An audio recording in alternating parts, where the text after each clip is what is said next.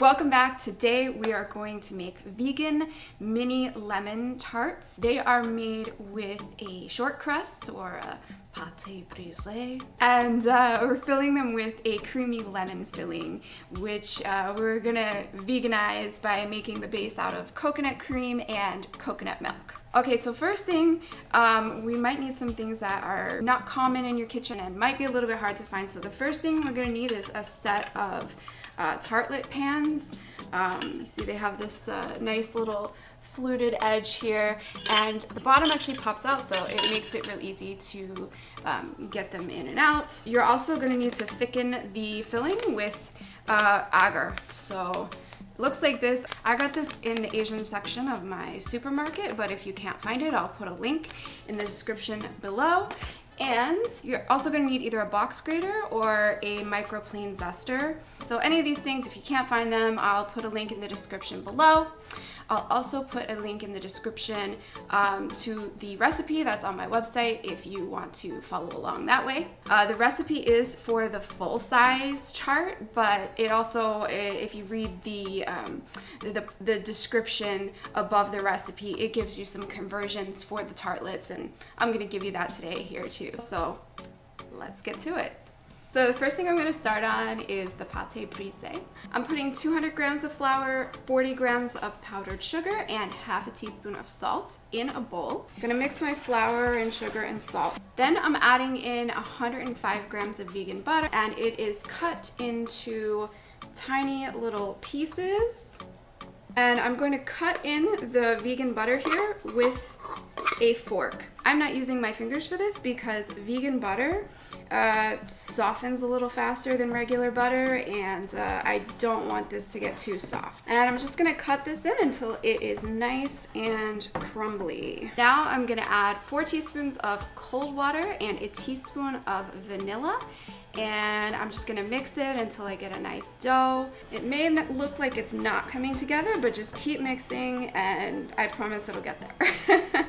Towards the end, you might need to get your hands in there a little bit to get it to all stick together, but I try to avoid it as much as possible to keep the dough cold. So now I'm gonna divide my dough into 4 pieces, and then I'm gonna flatten them into discs, wrap them up, and refrigerate for about 20 minutes, just to let them firm up a little bit. My dough has chilled.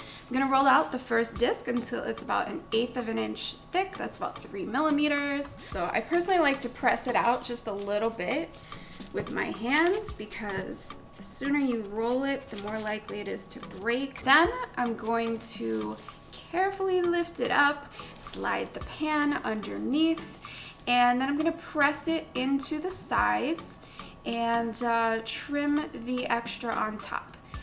If you have any extra spaces, you can use the extra dough to fill it in. It's also a good idea to hang on to that extra dough just in case your crust cracks while it's in the oven. You don't want a cracked crust because your filling will just leak right through it. You can always patch it up with an extra piece of dough. Just put it back in the oven for another 5 to 10 minutes until it is dry, and your pie crust will be saved. But if you didn't save your crust, it's okay. You can also just mix up some flour and water and patch it with that, and it will work. Now I'm gonna prick the bottom with a fork, put some holes in there, and refrigerate it for another 20 minutes. All right, so my tart crusts have chilled, and I have preheated the oven to 350 degrees. That's Fahrenheit. If you're in Celsius, it's about 175. We're gonna blind bake the crusts, which means that we're baking it without the filling in it. So we need to put some weight in the tarts to make sure that the edges don't shrink in, and then also make sure that the bottom doesn't rise up while it's baking. So what we're gonna do is I've cut 4 little pieces of foil here. I'm going to spray the back, and I'm just gonna press it in. It needs to go all the way around, and you want to make sure you get a little bit hanging over the edges so you can fold it over.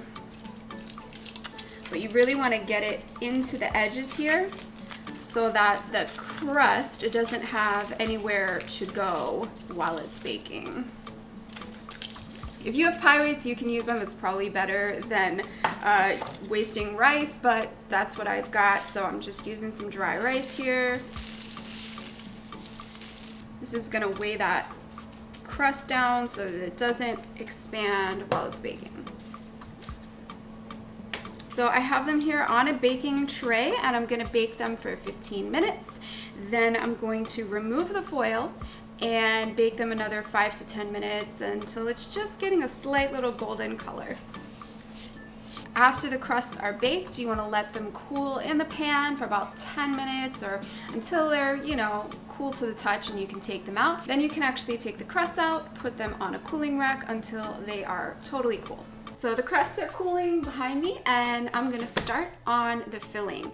So we're going to need about 1 1/3 teaspoons of lemon zest. I've already run these under hot water and scrubbed them, which I normally do even though they're organic, just to make sure if there's any pesticides or wax on there that it all comes off.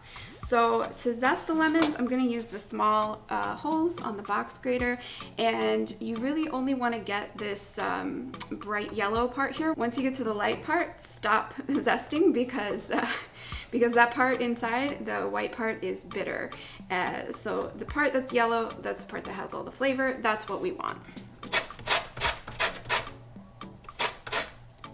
So right about there, that's where I'm gonna stop.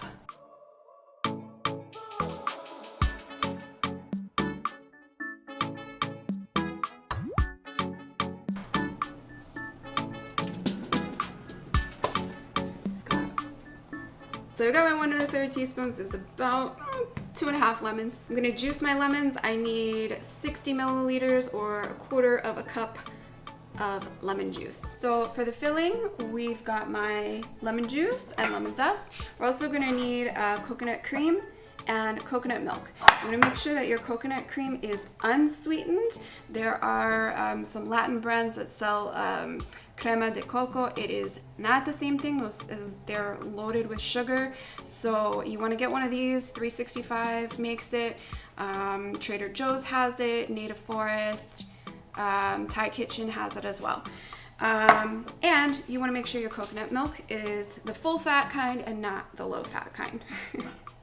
I know it's kind of a pain to get both of them, but I tested the filling with just one and just the other, and with the coconut milk it just came out kind of like jello, and with the coconut cream alone it just came out a little bit gritty. But when you mix them together, it comes out with the perfect texture. So sorry to make you buy 2 cans, but I really wouldn't use just one or the other. So you're gonna need 125 milliliters of each the coconut cream and the coconut milk. You're gonna need 36 grams of sugar, 1.5 tablespoons of cornstarch. So you're gonna mix all of those ingredients in a saucepan, and then you're just gonna heat it to a slow boil and stir it. Okay, once it gets to a slow boil, we're gonna add 1 1/4 teaspoons of agar. And then keep mixing until it's thick. It should probably take around 2 minutes to thicken. So I'm gonna pour the filling into the tart crust. I put the tart crust on a baking tray because I've gotta move these into the refrigerator. And so just having them on a tray here makes it a little easier to move them. I'm gonna start pouring my filling into the crust. Don't fill it all the way because if it spills over, it's just a mess. Trust me, I've made every mistake, so you don't have to, okay?